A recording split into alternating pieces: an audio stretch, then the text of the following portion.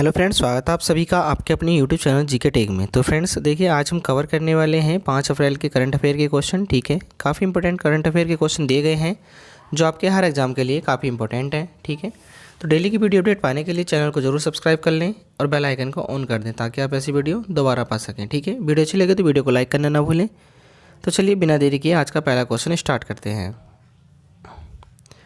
Question number 1 है, निम्न में से किस मंत्रालय ने हाल ही में दुर्लभ रोगों के लिए राष्ट्रीय नीति 2021 को मंजूरी दे दी है। ठीक है, किसी भी क्वेश्चन का अगर आपको राइट आंसर पता है तो आप उसका राइट आंसर आप कमेंट बॉक्स में भी दे सकते हैं। ठीक है, तो इसका राइट आंसर हो जाएगा ऑप्शन सी, स्वास्थ्य मंत्रालय ने। ठीक है, याद रखना है ये किसने दी है, स्वास्थ्य मंत्रालय ने दी है।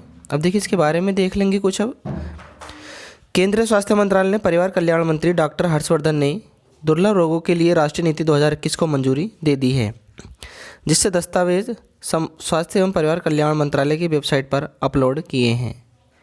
याद रखना है सब कुछ। नेक्स्ट क्वेश्चन देखेंगे, DMSRDE की किस प्रयोगशाला में हाल ही में भारतीय सेना के लिए हल्की ब्लूटूथ जैकेट निर्मित की है?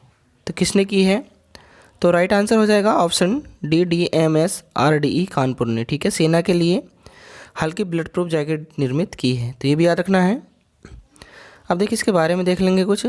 रक्षा अनुसंधान एवं विकास संगठन यानी कि DRDO, lab defence materials and store research and development establishment, DMSRD की फुल फॉर्म होती है। ठीक है, कानपुर ने हाल ही में प्रयोगशाला में भारतीय सेना के लिए 9.0 किलोग्राम वाली हल्की ब्लड प्रूफ जैकेट निर्मित की है।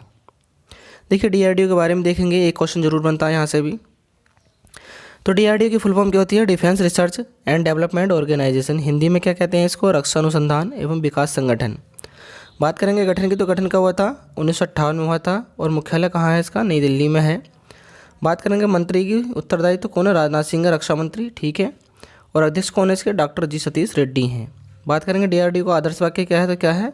वलस्य मूलम विज्ञानम। तो एक क्वेश्चन जरूर बनता है कभी भी, तो याद रखना है। आप चाहें तो इसे अपनी नोटबुक पर भी उतार सकते हैं। नेक्स्ट क्वेश्चन देखेंगे अब, राजनीतिक दलों को दिए जाने वाले चंदे में पारदर्शिता लाने के उद्देश्य से हाल ही में किसने चुनावी बॉन्ड जारी करने के लिए मंजूरी दे दी है? तो किसने दी है? राइट आंसर हो जाएगा ऑप्शन डी, केंद्र सरकार ने। ठीक है, याद रखना है ये भी। देखिए केंद्र सरकार ने हाल ही में देश के राजनीतिक दलों को दिए जाने वाले चंदे में पारदर्शिता लाने के उद्देश्य से हाल ही में चुनाव बॉन्ड को जारी करने के लिए मंजूरी दे दी है, जिसके तहत राजनीतिक दलों को नगद चंदे के बजाय चुनावी बॉन्ड का विकल्प रखा गया है। नेक्स्ट क्वेश्चन देखेंगे, हाल ही में किस मंत्रालय के ट्राइफॉड ने MyGov.in के सहयोग से हाल ही में 2 प्रतियोगिताओं की शुरुआत की है? तो किसने की है? ऑप्शन डी राइट हो जाएगा, जनजातीय मामलों के मंत्रालय ने। ठीक है, ये भी याद रखना है। देखिए जनजातीय मामलों के मंत्रालय के अंतर्गत आने वाले भारतीय जनजातीय सहकारी विपणन विकास महासंघ ट्राइफेड ने हाल ही में ट्राइब्स इंडिया का ब्रांड एम्बेसडर बने। ठीक है, याद रखना है ये भी। और ट्राइब्स इंडिया का दोस्त बने के नाम से 2 प्रश्नोत्तरी प्रतियोगिताओं की शुरुआत की है, तो याद रखना है सब कुछ। नेक्स्ट क्वेश्चन देखेंगे, ब्रिटेन की किस कंपनी की महिला CEO कोट्स ने सैलरी के मामले में सुंदर पिचाई को पीछे छोड़ा है? ठीक है, तो किसने?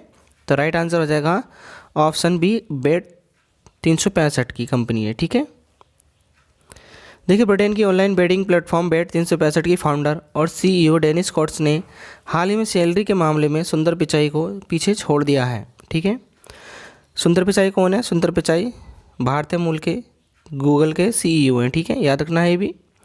उन्हें वर्ष 2020 में 4750 करोड़ रुपए का पैकेज मिला है, जिसके साथ वे ब्रिटेन की सबसे धनी महिला बन गई हैं, तो ये भी याद रखना है।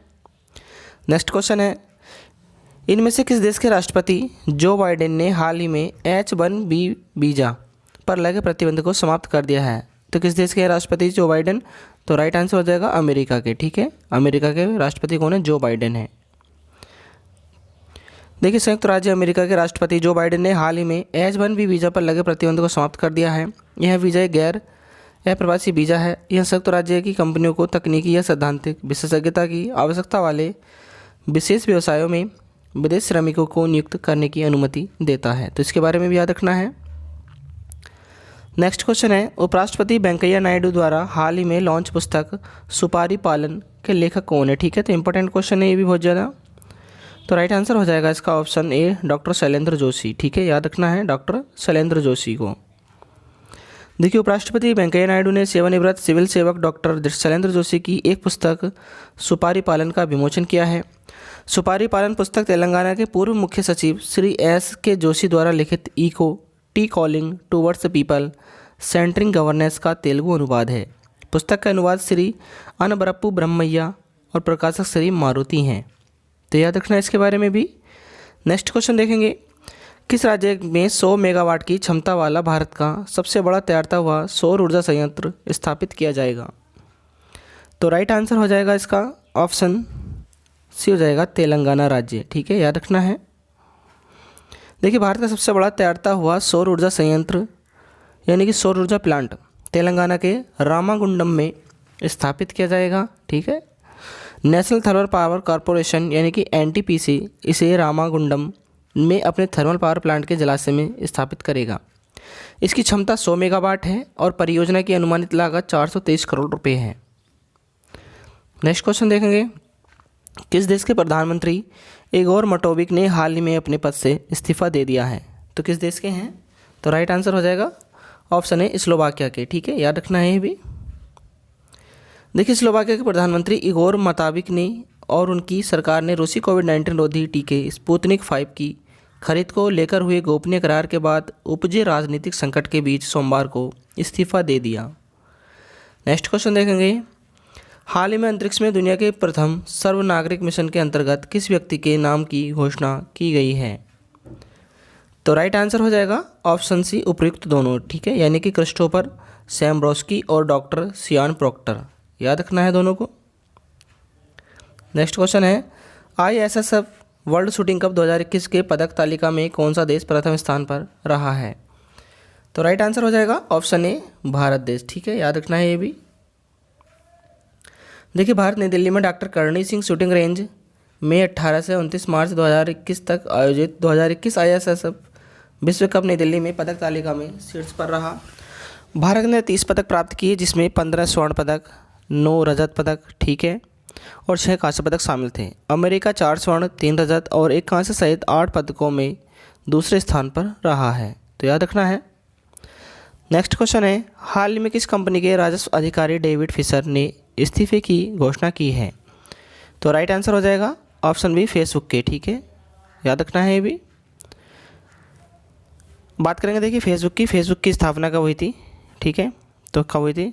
फरवरी 2004 में हुई थी। ठीक है, याद रखना है ये भी। बात करेंगे इसके CEO की, तो कौन है? मार्क जुकरबर्ग हैं। तो ये भी याद रखना है। और बात करेंगे इसके मुख्यालय की, तो मुख्यालय कहाँ है इसका? कैलिफोर्निया में है, संयुक्त राज्य अमेरिका में। ठीक है, ये भी याद रखना है आपको। चलिए नेक्स्ट क्वेश्चन देख लेंगे। हाल ही में किस देश ने एक समझौते के तहत नेपाल को 800 करोड़ रुपए नेपाली रुपए देने की घोषणा की है? तो किस देश ने की है? राइट आंसर हो जाएगा ऑप्शन सी भारत देश ने। ठीक है, याद रखना है ये भी। देखिए, हाल ही में भारत ने एक समझौते के तहत नेपाल को 800 करोड़ रुपए नेपाली रुपए देने की घोषणा की है। नेपाल के तराई प्रांत में सड़कों के बुनियादी ढांचे को मजबूत करने के लिए 800 करोड़ रुपए नेपाली रुपए दिए गए हैं। नेक्स्ट क्वेश्चन है, हाल ही में पेटीएम मनी ने अपना कहाँ R&D यानी कि रिसर्च एंड डेवलपमेंट सेंटर खोला है? तो इम्पोर्टेंट क्वेश्चन है ये भी। तो राइट आंसर हो जाएगा इसका ऑप्शन डी हो जाएगा पुणे में। ठीक है, देखिए पेटीएम के बारे में बात करेंगे, तो पेटीएम की स्थापना कब हुई थी? 2010 में हुई थी। बात करेंगे मुख्यालय की, तो कहाँ है? नोएडा उत्तर प्रदेश में है। याद रखना है ये भी। और संस्थापक कौन है इसके? विजय शेखर शर्मा है। ठीक है, नेक्स्ट क्वेश्चन देखेंगे।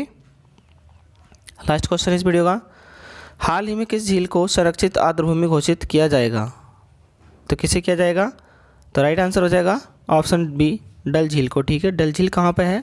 तो ये जम्मू कश्मीर में है। ठीक है, याद रखना है ये भी। तो फ्रेंड्स देखिए, जम्मू कश्मीर के बारे में देखेंगे। जम्मू कश्मीर का भारत में विलय कब हुआ था? 26 अक्टूबर 1947 को हुआ था। बात करेंगे राज्य के रूप में गठन कब हुआ था? तो 14 मई 1954 में हुआ था। बात करेंगे केंद्र शासित प्रदेश के रूप में गठन कब हुआ था? तो 31 अक्टूबर 2019 को हुआ था। बात करेंगे राजधानी, तो राजधानी क्या है? श्रीनगर है। और ज़िले कितने हैं? 20 ज़िले हैं। उपराज्यपाल देखेंगे तो कौन है? मनोज सिन्हा है। और मुख्य न्यायाधीश की बात करेंगे तो कौन है?